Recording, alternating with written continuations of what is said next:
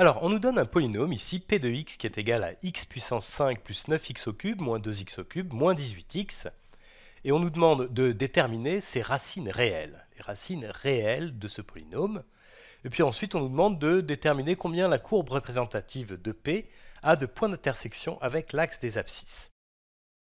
Alors pour commencer, évidemment, il faut savoir ce qu'on entend par racine, et en particulier par racine réelle.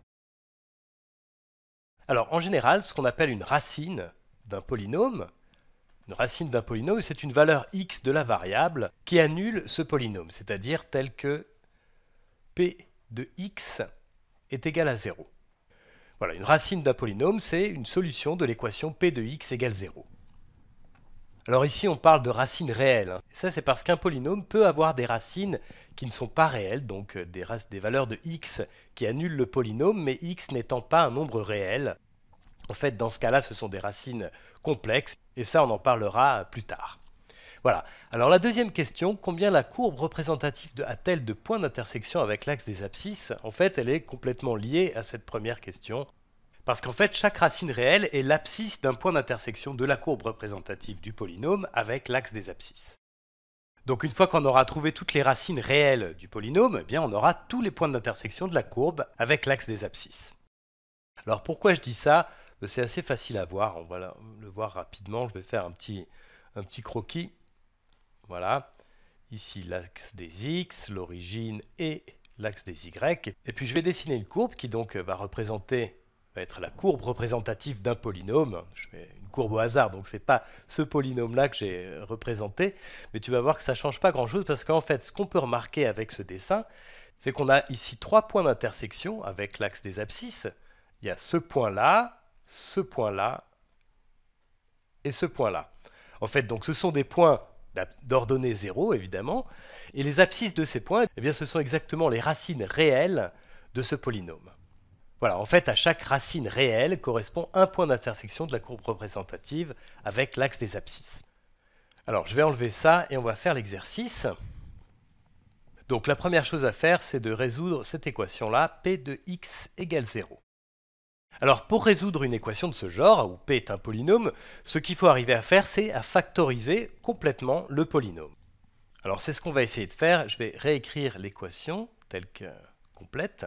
X puissance 5 plus 9x au cube moins 2x au cube moins 18x égale 0. Alors là, tu as peut-être remarqué en même temps que moi, ou peut-être que tu l'avais remarqué avant, qu'on pourrait simplifier cette expression-là, puisque 9x au cube moins 2x au cube, je pourrais très bien le remplacer par 7x au cube. Mais bon, c'est suffisamment inhabituel, ce genre de choses, dans un énoncé de mathématiques, pour que ça te mette la puce à l'oreille et que tu te dises qu'au fond, c'est peut-être un indice. L'énoncé donne peut-être le polynôme sous cette forme-là, pour que la factorisation soit plus simple. Alors, je vais laisser comme ça pour l'instant, et je vais factoriser ce que je peux factoriser. Donc ici, je vois que tous les termes contiennent un x, donc je vais mettre x en facteur. Alors, je mets x en facteur, et du coup, ici, il me reste x puissance 4, plus ensuite 9x au carré, moins 2x au carré aussi, et puis moins 18.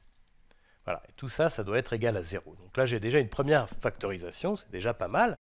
Maintenant, je vais utiliser ces deux termes-là, celui-ci et celui-là.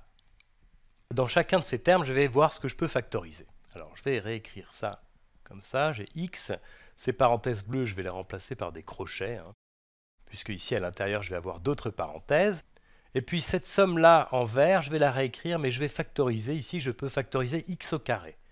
Donc, x au carré, facteur de, il va donc me rester x au carré, plus 9. Voilà. Ensuite, je vais m'occuper de ces termes-là. Et ici, je vais factoriser, qu'est-ce que je peux factoriser? Je peux factoriser moins 2. Donc, je vais mettre moins 2 en facteur, et il va me rester x au carré plus 9. Voilà. Et donc, je ferme les crochets, et ça doit être égal à 0.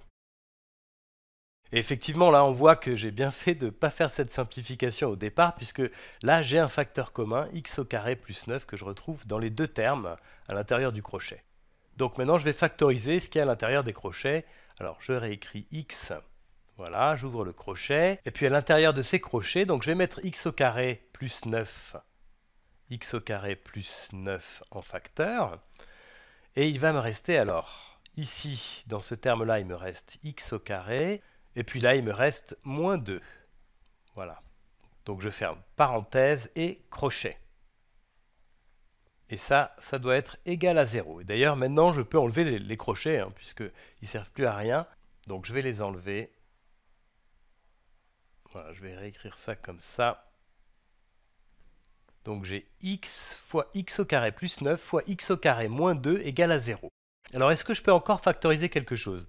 X, j'ai rien à faire, c'est complètement factorisé. X au carré plus 9, mais je ne peux pas le factoriser plus, puisque justement on est dans les nombres réels, donc x au carré plus 9 ne peut pas se factoriser. Par contre ici j'ai x au carré moins 2, et ça je peux reconnaître une différence de 2 carrés, donc je vais pouvoir le factoriser. Alors je continue, et ça me donne x fois x au carré plus 9, auquel je ne peux rien changer, et puis ensuite j'ai cette partie-là, x au carré moins 2, que je vais écrire comme ça, c'est x moins racine de 2, facteur de x plus racine de 2. Et donc ce produit-là doit être égal à 0. Voilà. Alors maintenant je vais pouvoir résoudre cette équation puisqu'elle est complètement factorisée. Et les solutions de cette équation sont les valeurs qui annulent chacun des facteurs. Alors je peux donc avoir une première solution qui est x égale 0. Ça, on pouvait le voir tout de suite, hein, puisque ici, il n'y a pas de terme constant. Le deuxième facteur, c'est x au carré plus 9. Alors ça, est-ce que ça peut être égal à 0? Alors ça voudrait dire que x au carré est égal à moins 9. Et puisqu'on est dans les nombres réels, effectivement, ça, c'est impossible. Hein. Donc, impossible. Impossible. Donc, ce facteur-là ne me donne aucune racine. Ensuite, j'ai ce facteur-là, x moins racine de 2, x moins racine de 2. Et donc, il faut trouver une valeur qui annule ce facteur-là. Alors, est-ce que ça, c'est possible? Ben oui, puisqu'il suffit que x soit égal à racine de 2. Donc là, j'ai une deuxième solution, deuxième racine. J'en avais une première ici. Hein. Et puis ensuite, il faut que je m'occupe du dernier facteur, qui est donc x plus racine de 2 égale 0. Et ça, c'est possible si x est égal à moins racine de 2. Donc je trouve finalement une troisième racine. Donc là, j'ai répondu à la première question. Les racines réelles de p sont 0, moins racine de 2 et racine de 2. Donc je vais les écrire ici dans l'ordre. Hein. Les racines, c'est donc moins racine de 2 qui est la plus petite, 0, et puis racine de 2 qui est la plus grande. Voilà. Alors d'après ce qu'on a dit tout à l'heure, hein, ça nous permet de répondre immédiatement à la deuxième question. Il y a 3 points d'intersection. 3 points d'intersection de la courbe représentative de P avec l'axe des abscisses. Alors justement, j'ai tracé cette courbe, la voilà, ici. Donc je l'ai tracée avec un logiciel. Et ici, on peut placer facilement les racines réelles du polynôme. La plus petite, c'est moins racine de 2, qui est donc ici. Cette valeur-là, ici, c'est x égale moins racine de 2. Là, c'est x égale 0, bien sûr. Et puis ici, on a la troisième racine réelle, la plus grande, qui est racine de 2. Alors, une petite remarque pour terminer, c'est que ici, on a un polynôme de degré 5, un p de x égale x puissance 5 plus quelque chose, donc un polynôme de degré 5. Alors, ce qu'on peut imaginer au maximum, c'est qu'il y ait 5 racines. Et en général, il y a effectivement 5 racines, mais certaines ne sont pas forcément réelles, elles peuvent être complexes, c'est ce que je disais tout à l'heure. Mais ce qui est intéressant, c'est que en fait, les racines complexes ne viennent jamais seules. Elles sont toujours à 2. Il y a toujours une racine et sa conjuguée. Ce qui veut dire que finalement, quand on a un polynôme de degré 5, eh bien en fait, il peut y avoir soit 5 racines réelles, soit 3 racines réelles et donc 2 complexes, ou bien une seule racine réelle et donc 4 complexes. Donc pour un polynôme de degré 5, le nombre de racines réelles possibles, c'est forcément une de ces 3 valeurs. Je crois que c'est assez intéressant de comprendre et de se souvenir de ça quand on doit résoudre des équations polynomiales comme celle-là.